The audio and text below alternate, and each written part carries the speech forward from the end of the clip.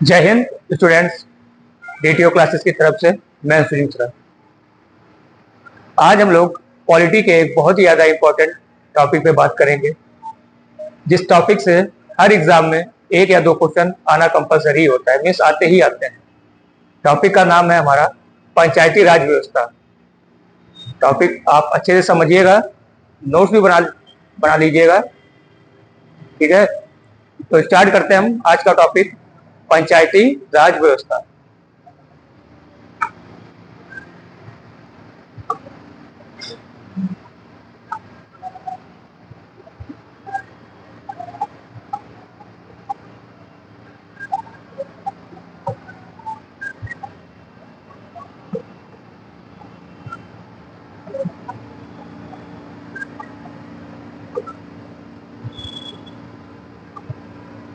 पंचायती राज व्यवस्था पूछा जाए कि ये संविधान संशोधन कब हुआ था, तो ये संविधान संशोधन हुआ था 1992 में। कब हुआ था? 1992। कौन सा संविधान संशोधन था ये? तो ये संविधान संशोधन था हमारा 73वां संविधान संशोधन 1992 के अंतर्गत हमारी पंचायती राज व्यवस्था को लाया गया। बात करें क्या ये तभी लागू हो गया था, तो नहीं। लागू हुआ था, ये लागू होने की जो तिथि है वो है 24 अप्रैल 1992। पंचायती राज व्यवस्था किस संविधान संशोधन के तहत लाया गया? इसे 73वें संविधान संशोधन के तहत लाया गया। किस साल में लाया गया? तो 1992 में लाया गया। अगर पूछे कि ये लागू कब हुआ था, तो लागू हुआ था ये हमारा 24 अप्रैल 1992। अगर बात करी जाए इसकी संरचना की, अगर इसकी संरचना की, तो इसकी जो संरचना होती है वो त्रिस्तरीय होती है। इसकी जो संरचना होती है वो त्रिस्तरीय होती है। कौन कौन सी? एक होता है हमारा जिला स्तर, दूसरा होता है ब्लॉक स्तर, और तीसरा होता है हमारा ग्राम या पंचायत स्तर। कैसी संरचना होती है इसकी? तो त्रिस्तरीय संरचना होती है। किस स्तर, कौन कौन से स्तर होते हैं? जिला स्तर, ब्लॉक स्तर और हमारा ग्राम और पंचायत स्तर। अगर कहा जाए क्या ये त्रिस्तरीय संरचना लागू होना अनिवार्य है, तो ऐसा नहीं है। याद रखना पड़ेगा आपको, अगर किसी भी क्षेत्र की जनसंख्या 20 लाख से कम है, किसी भी क्षेत्र की जनसंख्या अगर 20 लाख से कम है, तो वहां पे जो मिडिल वाला है हमारा ब्लॉक स्तर, जो हमारा मिडिल वाला ब्लॉक स्तर, इसका होना अनिवार्य नहीं। तो हमारा काम सिर्फ किससे चल जाएगा? जिला स्तर से काम चल जाएगा और पंचायत ग्राम स्तर से काम चल जाएगा। एग्जाम में क्वेश्चन पूछा भी गया है, ठीक है। तो उसमें पूछा था कितने जनसंख्या से कम पे, कितनी जनसंख्या से कम होने पर मिडिल ब्लॉक स्तर नहीं होता है या ना होना अनिवार्य नहीं। तो कितना होता है? 2 मिलियन। उसमें आपसे लाख में नहीं पूछा गया था, ठीक है। 1 मिलियन में कितने लाख होते हैं? 10 लाख। ये बात आपको याद रखनी रहेगी, ठीक है। तो 20 लाख का मतलब कितना हो गया जाके? 2 मिलियन। अब बात करते हैं हम लोग, स्टार्ट करते हैं पंचायत स्तर से। पंचायत स्तर से हम लोग स्टार्ट करते हैं। तो पंचायत स्तर में हम किसका चुनाव करते हैं? कौन चुना जाएगा? कौन प्रमुख होगा? उसका क्या नाम होता है? प्रधान। क्या बोलते हैं उसे हम? प्रधान। एक कोई बड़ा गांव है तो उसमें प्रधान होगा, या 2-3 छोटे गांव मिला के एक गांव का मुखिया बना दिया जाता है, जिसे बोलते हैं प्रधान। अगर पूछा जाए इसका चुनाव कैसा होता है, तो इसका चुनाव होता है प्रत्यक्ष। किस प्रकार से इसका चुनाव होता है? प्रत्यक्ष रूप से इसका चुनाव होता है, क्योंकि हम लोग क्या करते हैं? डायरेक्ट वोट डालते हैं। इस चुनाव में हम लोग डायरेक्ट वोट डालते हैं, प्रत्यक्ष रूप से चुनाव करते हैं। फिर होती है गांव में ग्राम सभा। ग्राम सभा एग्जाम में पूछा भी गया है ग्राम सभा के बारे में कि ग्राम सभा किसे कहते हैं। तो गांव में एक 3+ से जो लोग ऊपर होते हैं, जो वोटर होते हैं, एक 3+ से जो लोग ऊपर होते हैं, जिन्हें हम वोटर कहते हैं, जो वोट डालते हैं, इन सबको मिला के जो होती है उसे बोलते हैं ग्राम सभा। क्या बोलते हैं? ग्राम सभा। गांव को क्या किया जाता है? छोटे छोटे वार्डों में भी बांट दिया जाता है। छोटे छोटे वार्डों में बांट दिया जाता है। इनका भी चुनाव होता है। इन्हें बोलते हैं हम लोग वार्ड मेंबर। क्या बोलते हैं इन्हें? Ward member. वार्ड मेंबर का काम क्या होता है? प्रधान को अपनी सलाह देना। कोई भी काम करना है अगर गांव में, तो सलाह कौन देता है? हमारे वार्ड मेंबर मिलके सलाह देते हैं। उसके बाद एक चुनाव होता है BDC. BDC block development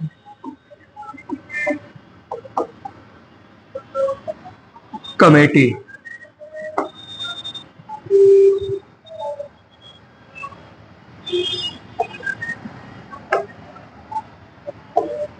block development committee. BDC का चुनाव हम लोग क्या करते हैं? प्रत्यक्ष रूप से करते हैं। आपने देखा होगा जब हम गांव का वोट डालने जाते हैं, गांव में जब वोट पड़ते हैं तो हमें 2 पर्ची दी जाती है। एक इसके लिए होती है प्रधान के लिए, ठीक है, तो उससे हम किसको चुन लेते हैं? प्रधान को। एक पर्ची और होती है, वो होती है बीडीसी के लिए। उससे हम क्या चुनते हैं? बीडीसी। एक गांव में जनसंख्या के हिसाब से 1 या 2, कहीं कहीं पे अगर जनसंख्या ज्यादा है तो 3 भी बीडीसी होते हैं, ठीक है। फिर उसके बाद क्या होता है? ब्लॉक प्रमुख। ब्लॉक प्रमुख। बीडीसी तक आप लोगों को समझ में आया? प्रधान का चुनाव कैसे होता है? प्रत्यक्ष रूप से। बीडीसी का भी चुनाव कैसे होगा? प्रत्यक्ष रूप से। प्रधान को और बीडीसी को हम लोगों ने डायरेक्ट चुना है। अब आता है नंबर ब्लॉक प्रमुख का। तो इनका जो चुनाव होता है वो अप्रत्यक्ष रूप से होता है। कैसा होता है? अप्रत्यक्ष रूप से, यानी कि इनको हम डायरेक्ट नहीं चुनते। इनको हम डायरेक्ट नहीं चुनते। तो पूछेगा इनको चुनने का काम कौन करता है? तो इनको चुनने का काम वही लोग करते हैं जिन्हें हमने चुन के भेजा है, बीडीसी। इन लोगों को हम ही ने चुना था। अब ये क्या करेंगे? उस ब्लॉक के सारे बीडीसी मिलके किससे चुनेंगे? ब्लॉक प्रमुख को चुनेंगे। तो ये हमारा चुनाव हो जाएगा अप्रत्यक्ष रूप से चुनाव। अप्रत्यक्ष रूप से चुनाव हो जाएगा।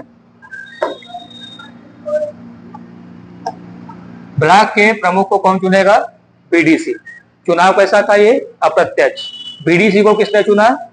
गांव के वोटरों ने। प्रधान को किसने चुना? गांव के वोटर ने। कैसा चुनाव था वो? प्रत्यक्ष रूप से चुनाव था। डायरेक्ट वोट हमने दिया। इसी प्रकार आते हैं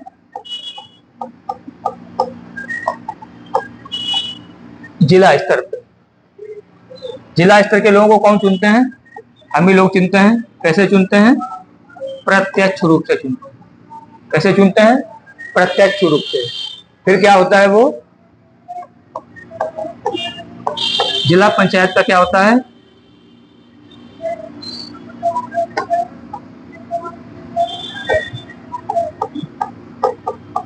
जिला पंचायत अध्यक्ष।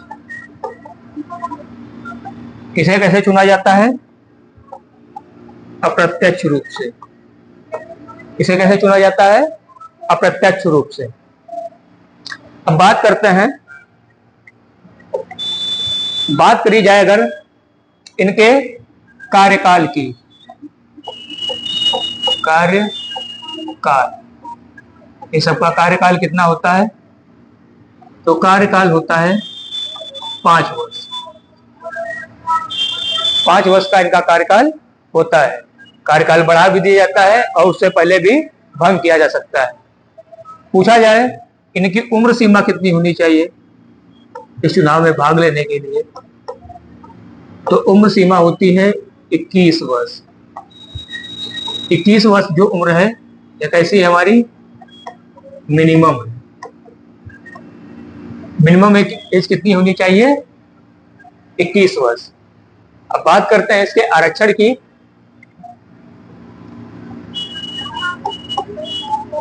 इस चुनाव में आरक्षण की क्या प्रक्रिया रहेगी, तो आरक्षण में सबसे पहले अगर हम बात करें महिलाओं की, वुमेन की, तो इनको जो आरक्षण मिलता है 1/3। कितना मिलता है, 1/3। मान लो अपने टोटल अगर 6 लाख हैं, 6 लाख प्रधान चुनने हैं या 6 लाख गांव हैं, तो उनमें पूछा जाए कि महिलाओं का आरक्षण कितना होगा, तो 1/3, यानी कि कितनी हो गई महिलाओं की संख्या 2 लाख। महिलाओं को सशक्तिकरण करने के लिए ये किया जा रहा है कि निचले स्तर तक राजनीति में भागीदारी करने के लिए महिलाएं भी। तो महिलाओं को आरक्षण कई बार पूछा गया है, तो कितना मिलता है, 1/3। फिर बात करते हैं SC ST का आरक्षण कितना रहता है, तो इनका आरक्षण रहता है जनसंख्या के अनुपात के हिसाब से। जनसंख्या के अनुपात के हिसाब से कि वहां पे उनकी जनसंख्या कितनी है, उस हिसाब से उनका आरक्षण होता है। मान लो कहीं किसी भी जगह पे इनको आरक्षण मिलता है जिनकी जनसंख्या के अनुपात से 15। कितना मिलता है, इनकी सीटों की संख्या कितनी आई, 15। अब बात की जाए कि इन 15 में से मेल कितने होंगे, पुरुष प्रधान कितने होंगे। तो पुरुष प्रधान होंगे, उससे पहले हमें क्या करना पड़ेगा, महिलाओं का जो आरक्षण था उसे हटाना पड़ेगा, उसे लागू करना पड़ेगा। तो महिलाओं को जो आरक्षण दिया जाएगा, तो महिलाओं की सीटें कितनी आ गई, 5। यानी कि SC ST में जो आरक्षण मिला अनुपात के हिसाब से, उसमें फिर से आरक्षण मिलेगा महिलाओं का आरक्षण कितना है, 1/3। तो उनकी सीट कितनी आ गई, 5 किसकी, वुमेन, और 10 सीटें बची किसकी, मेन की।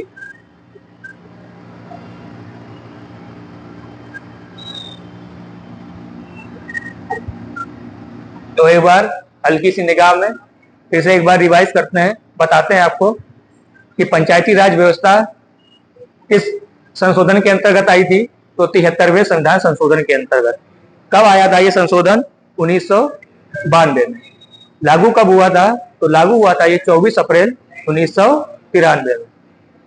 बात करते हैं इसकी संरचना की। अगर पूछता एग्जाम में इसकी संरचना कैसी होती है, तो 3 स्तर इसकी संरचना होती है, जिला स्तर, ब्लॉक स्तर, पंचायत स्तर, ग्राम स्तर।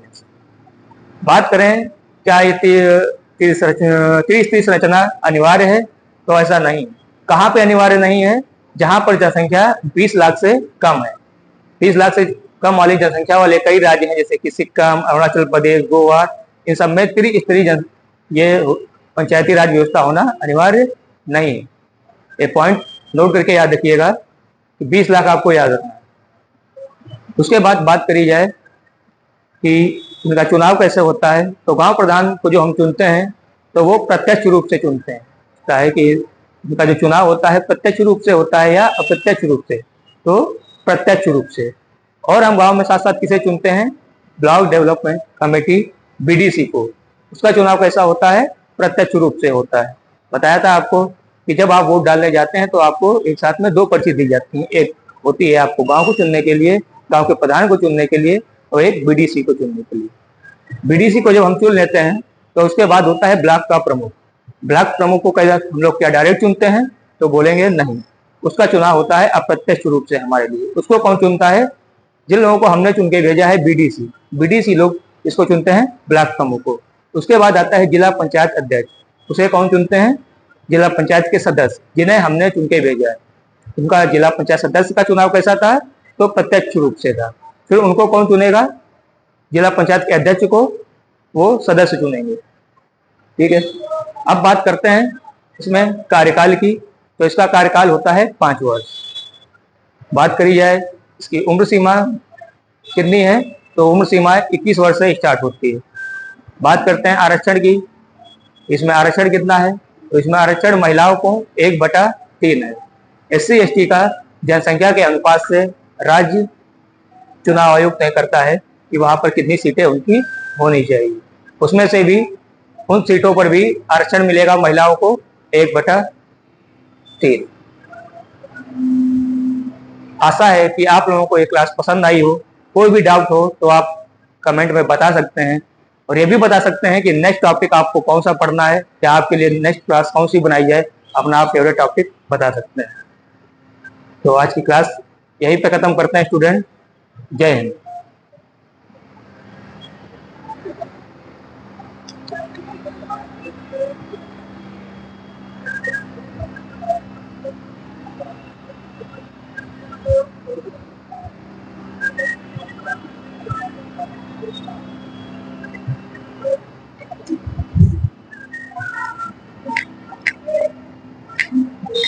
सर